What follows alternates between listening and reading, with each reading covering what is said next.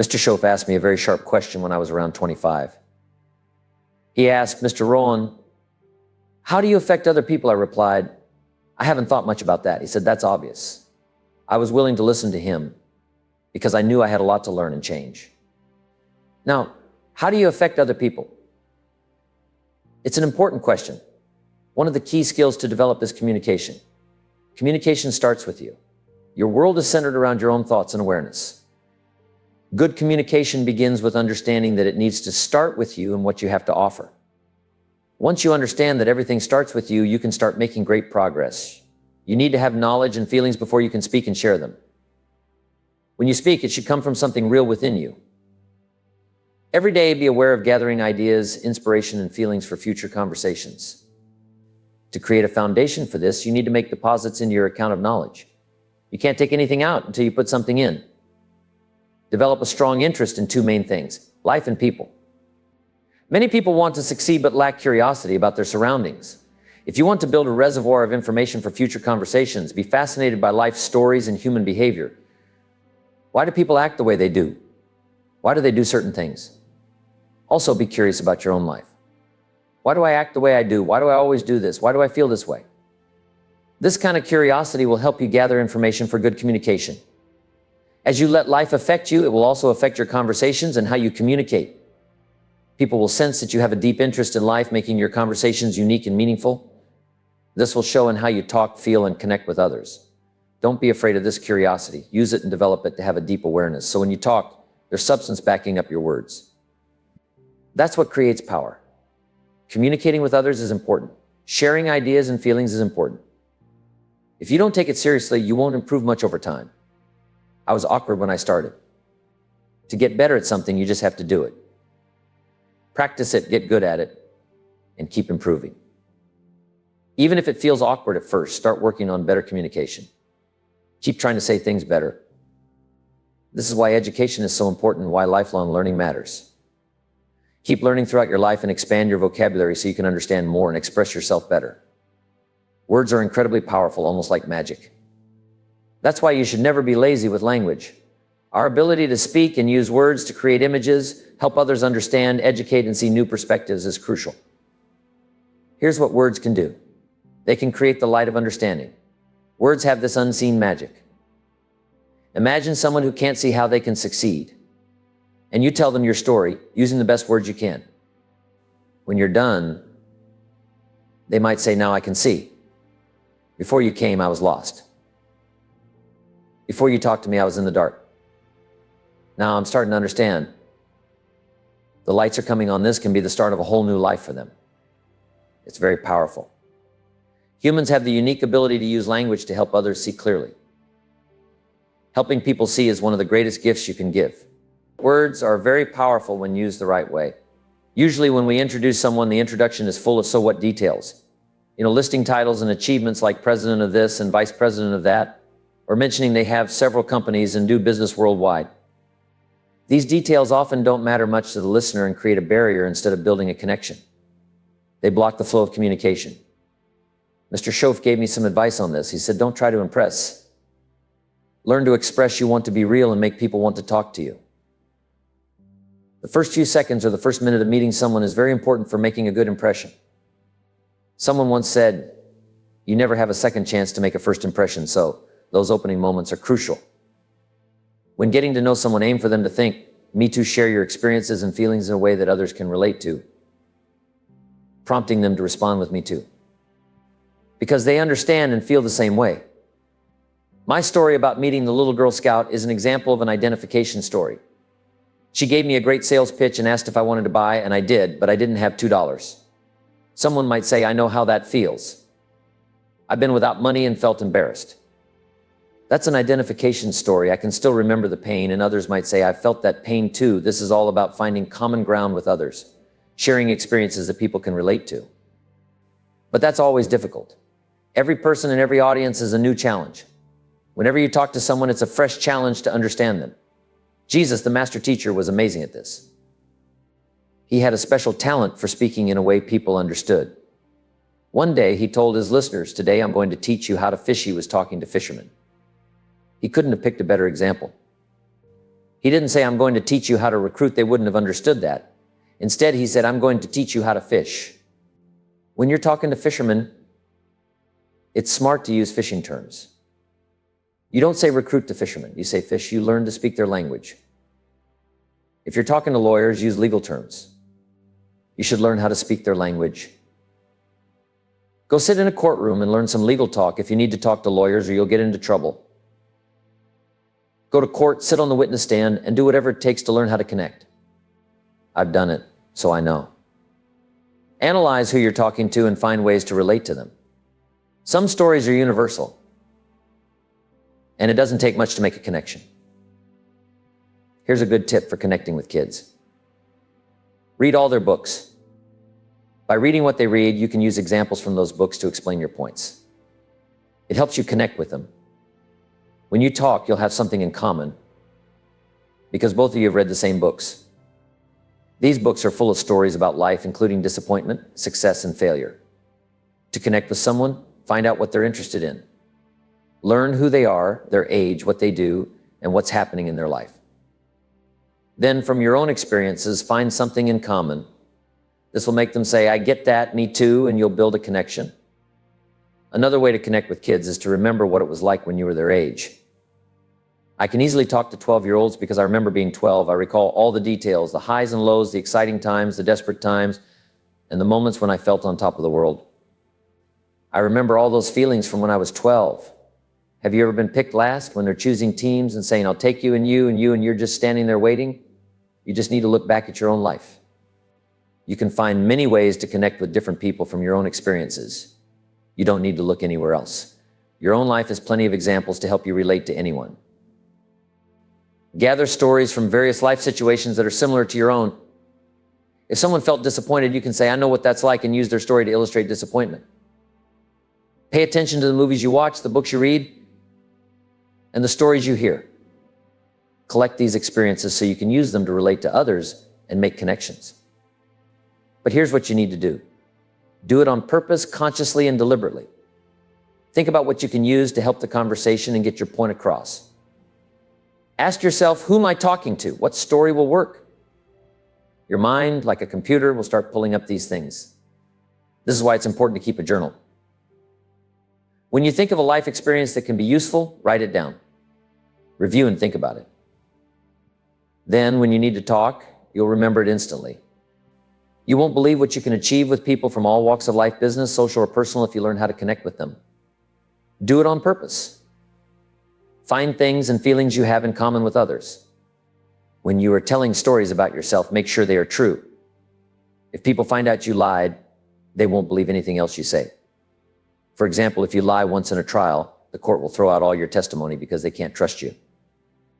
Even if you say, I only lied this one time, they won't believe you. Don't let lies ruin your credibility. Lying might not hurt others much, but it will hurt you the most. We hope people will be both honest and sincere, but sincerity isn't the same as truth. To be sincere, what you say has to be true. You can't just make up a sincere-sounding story. Even if it sounds sincere, it will catch up with you one day. Almost everyone wants to feel that you are being real with them, sharing your true feelings and thoughts. So be sincere and tell the truth. As we get older, we learn to pretend we're interested when we're not. To be a good communicator, you need to notice these signals.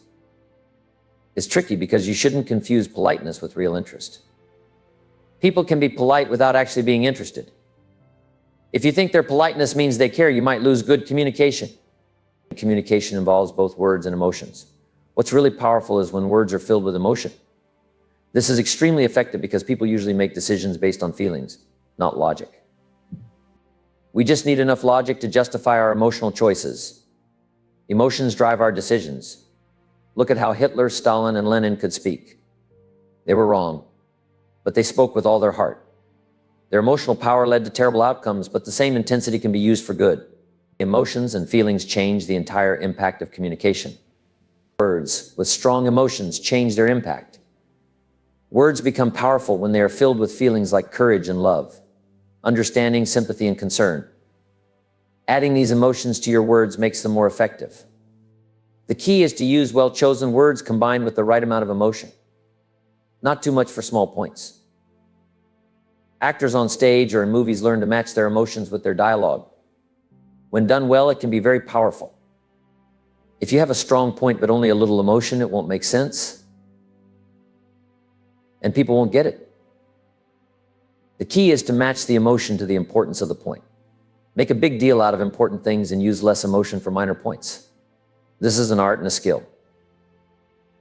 Adjust your style to fit the occasion and the right level of emotion so that it works and makes sense. When you show strong emotion, it should match the importance of your point. You need to be like a surgeon. We expect doctors to fight the disease, not the patient. They should focus on solving the problem, making the operation successful, saving the patient, and destroying the disease. We expect doctors to be very professional and not reckless. When addressing a problem, it shouldn't seem like you're attacking the person. This is important because many people get hurt when others are not careful, like a surgeon. Matters of the heart are delicate. Some people handle them too harshly, like using a hatchet instead of a scalpel. The key is to focus on the problem, not the person, and save the patient. One of the best ways to address a problem is to admit you have it or had it before. For example, you can say, "Mary, I'm talking to you about this because I've been through it and made some wrong choices. Let me share what I lost because of those choices, things I'll never get back." Use yourself as an example. Say, "John, I want you to get out of this bad situation because I remember when I was in a similar one and stayed too long. You can't imagine the cost of delaying my decision. I still have some regrets. Don't let that happen to you." Use yourself as an example. If you're criticizing someone, say, "Hey, I remember when someone did the same for me and it saved my life. If they hadn't come along and told me the truth, I would have been lost. So listen to my experience." This type of communication is valuable because without it, you might do more harm than good. Words can give life or take it away. They can kill someone's motivation or dignity. You have to use emotional power wisely. This is a skill you need to learn carefully because it will help you at home, in the marketplace, and in your career. Be aware of your feelings and emotions. As you gain more experience, you will be able to combine your knowledge with your emotions when you talk, which creates powerful communication. Pay attention to your emotions and make sure you understand other people's problems. When someone has a problem, recognize it and say, "John, I understand how you feel. I've been there." Show understanding, sympathy, awareness, sincerity, excitement, and positivity. These are all important elements. Everyone has people they interact with, whether it's neighbors, a community group, or family members. If you're in sales, it's your clients. If you're in business, it's the business community. The important thing is to understand your audience. You don't want to upset a large part of your audience for no reason. Pay attention to your audience, whoever they are. Notice how they react when you talk. That's very important. Look at their eyes and faces and understand what's happening between you and the person you're talking to. Whether it's a business or social conversation, you need to be very aware of how the other person is responding. I used to struggle with reading my audience. I was so focused on my notes that it took me a while to look up and see what was happening around me. One time I was speaking in Kansas City to 10,000 people, along with Zig Ziglar and a few other speakers. This was my first big audience. Zig told me, "Mr. Rohn, you better pay attention to the audience because if 10,000 people turn on you, you're in trouble." I thought, wow, I started looking around, checking the balconies, seeing what was going on and how the audience was reacting. I'll never forget that experience. You need to read what's happening so you'll know what to do next, especially now with everything moving so fast. People don't have much time, so you have to get your message across quickly because life is moving so fast. If you want to communicate well, you need to keep each point short. You can't drag it out. I used to tell long stories that went on and on. People get tired because the human attention span is short. You have to practice being brief. The better you get at communicating, the more you can say in fewer words. It doesn't take 10 minutes. In a minute or two, you've said it. In 15 minutes, you've covered everything. What used to take you hours can be compacted. Once you're really good at it, you can fit an idea into a shorter amount of time. Now, to communicate well with someone, you need to be a good listener. Let them talk. We all have about 16 hours awake each day. Practice listening during those 16 hours. Listening isn't easy, but with practice, you'll get better. When you listen well, you can get great ideas from surprising places. The main goal in communication is to persuade, not just to present. There were two great speakers in ancient times, Cicero, who was Roman, and Demosthenes, who was Greek. Both were excellent speakers. When Cicero spoke, people would say, "What a great speech." But when Demosthenes spoke, people would say, "Let's take action." That's the difference between just presenting and actually persuading people. Mr. Schoaf got me started in sales. He also got me into home building, land development, manufacturing, and many other things. Schoaf was an entrepreneur with lots of tips, so I learned a lot about sales from him. He taught me how to make a good presentation, and I got pretty good at it. People would say, "You must be one of the world's best salesmen." And I thought, wow, he taught me well. Others said, "I've heard many salesmen, and you're one of the best." I thought, I've made it. But then I realized something was wrong. I thought, if I'm one of the world's best salesmen, why aren't people buying? I was being praised for my presentation, but I still needed to learn the art of persuasion. There's a difference between presenting and persuading. Too much information can be overwhelming. You can talk someone into buying something and then keep talking until you talk them out of it. For example, if you go to a car dealership, the salesman doesn't need to give you all the details. There might be 5,000 facts about the car, but you don't need all of them to decide. You just need a few key facts. The price, safety, reliability, gas mileage, style, and resale value. These few things are enough to help you make up your mind. Giving too much information can ruin a good presentation. Just provide enough to make sense. You don't need to understand everything completely. It just needs to make sense. Sometimes a company will plan how they want to operate before they start. They might say, "Here's our code of conduct. Here's how we'll do business. Here's what we want to be known for. We won't do certain things because they don't fit the reputation we want. This is a good idea for your personal life too." Think about what you want to be known for and what kind of reputation you want to avoid. It's helpful to sit down and decide, what is my code? How do I want to be seen? What principles will I live by? This is part of personal development. Your behavior in the marketplace, not just your knowledge and skills, will play a big role in your future success, both financially and in other ways. You can use your journal to play around with ideas about how you want to operate in your business. Write down things like, here's what I want to be known for. Here's the reputation I want to build. Here's the kind of service I want to provide. Here's how I want to grow. I want to be known for these principles. Make a list of the principles you'll follow in your business. It's a good idea to write this out for your business and your life. Include things you will do, things you won't do, and things you want to be known for. Remember, there's magic in a smile, a handshake, and human contact. Good communication requires careful preparation. If you have a speech to give, a family meeting, or an important conversation, you need to get ready for it.